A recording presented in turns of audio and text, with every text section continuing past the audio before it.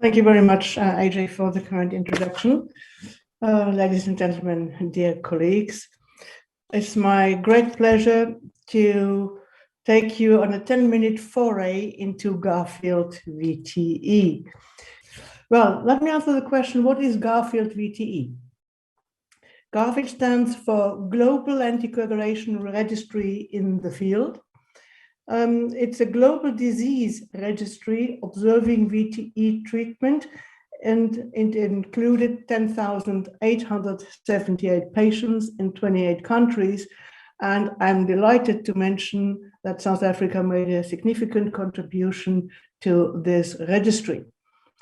This registry was funded by an unrestricted research grant given to the Thrombosis Research Institute in London from Bayer. Well, the first research work I would like to share with you is the 36-month clinical outcome in VTE patients. And here you see that the Kaplan-Meier curves were significantly steepest in the first 1 to 3 months after diagnosis of VTE, and that relates in particular to all-cause mortality, but as well to VTE recurrence and also major bleeding. So these findings in fact confirm what we know from the randomized clinical trials, that the most vulnerable phase of the disease, of VTE disease, are the first to 3 months for the patients. We also had quite a few cancer patients included in the GARFIELD VTE registry, and I would like to share some slides with you for these patients. Here you see the anticoagulation treatment patterns. We had active cancer patients, more than 1,000, in fact, 1,090 patients with active cancer, 665 patients with a history of cancer, and almost 9,000 patients without cancer. What you can easily see on the left side is that not all cancer patients were anticoagulated according to guidelines that time when GARFIELD was up and running. That means a quarter of the patients already got treatment with NOAC or DOAC, and about 15% of the patients got treatment with another oral anticoagulant, namely VKA, which again was not supported by guidelines that time. The guideline support came from parenteral anticoagulants, in particular the low molecular heparins and also fondaparinux. This is a pattern I wanted to share with you, and let's now move to the outcome.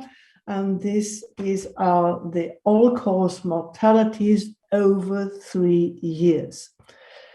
As expected, the highest mortality rate was seen in the active cancer patients when compared to history of cancer in green, and also patients with no cancer in blue.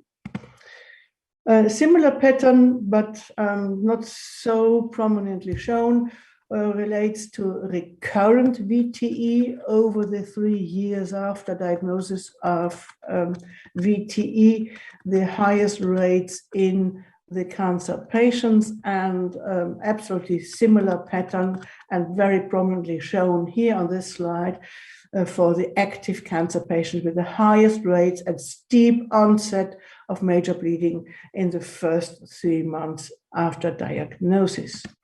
So we can summarize these findings and say the rates of death, recurrent VTE, and major bleeding were higher in cancer patients than in those without cancer.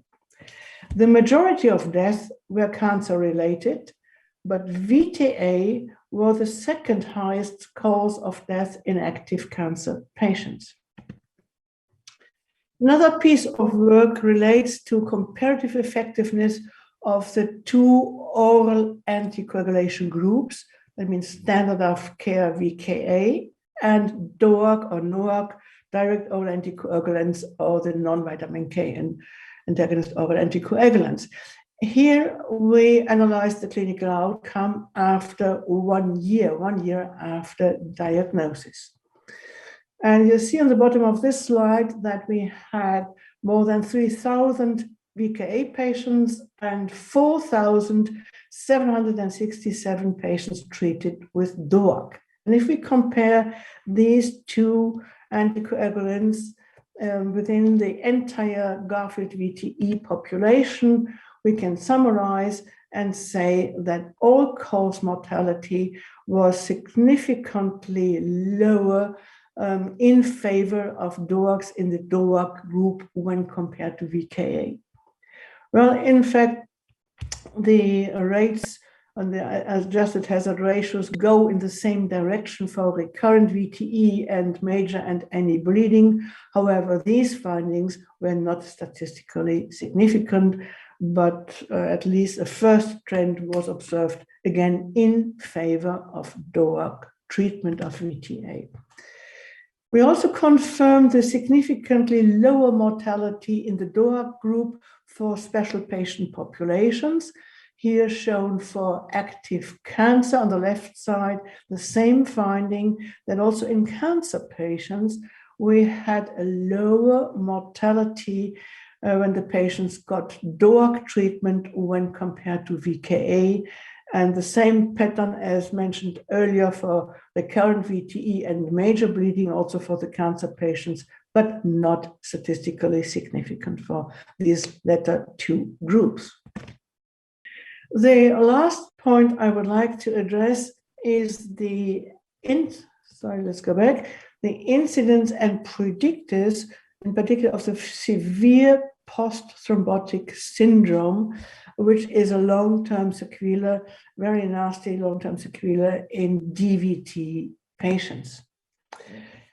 The bottom of the slide, you can recognize that we had a total of 20.6.3% of the patients who had developed PTS, 17.3% mild post-thrombotic syndrome, moderate in 4.8% of the patients, and severe in 4.2% of the patients.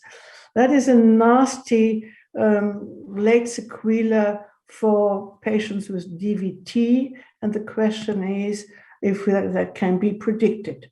Before we come to prediction of severe PTE, I would like to mention another specific feature of these analyses, and that is that we did not only use the so-called Villalta score consisting of 11 items performed by the investigator by clinical investigation after 3 years, but also used a patient self-assessment.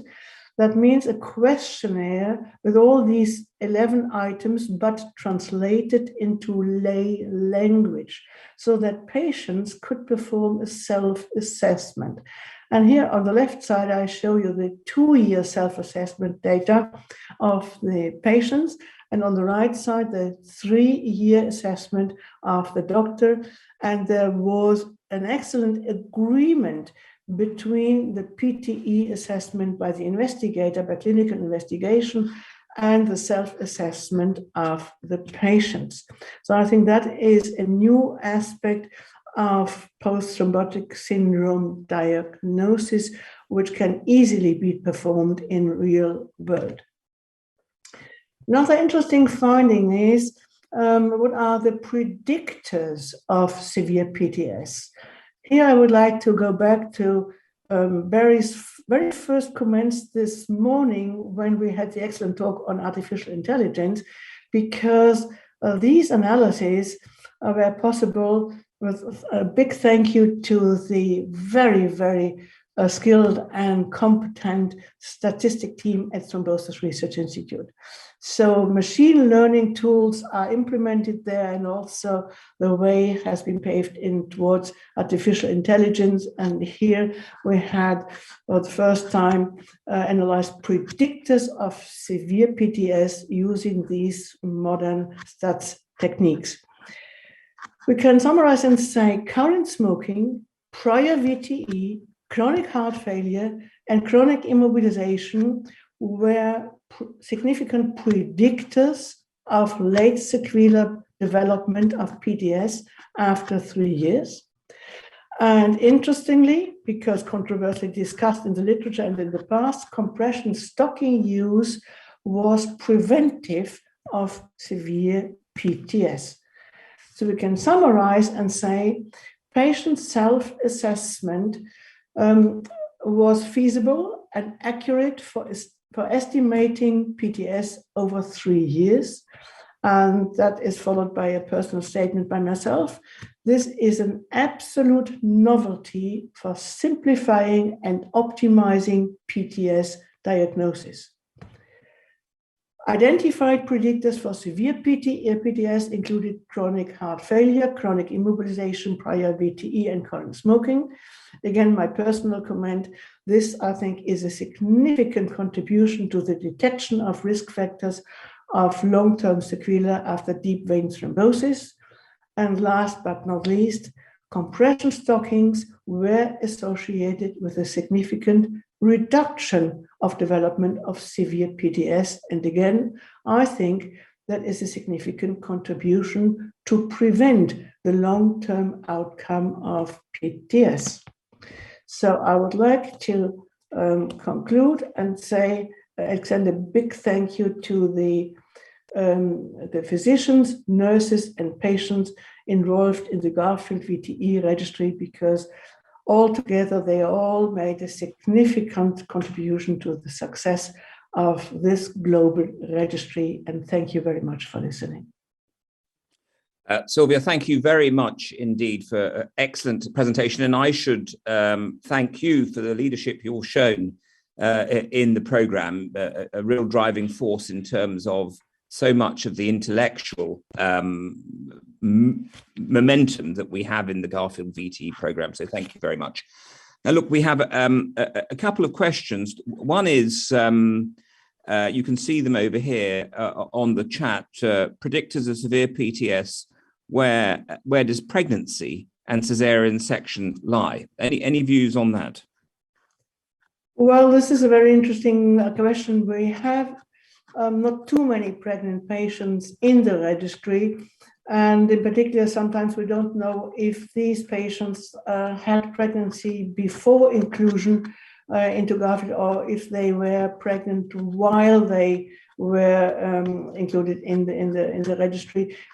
We can analyze that, but I'm not very confident that that can be used for statistic purposes because of the low patient numbers. But it's a very interesting and clinically relevant question.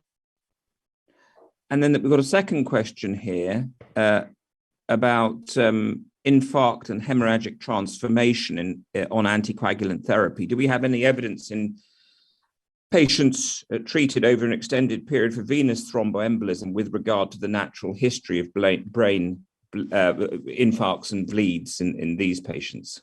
Bleedings, I'm not aware of, but we had some stroke outcomes, that's correct, within the 3 years, but not we don't have related that to any type of anticoagulation so far.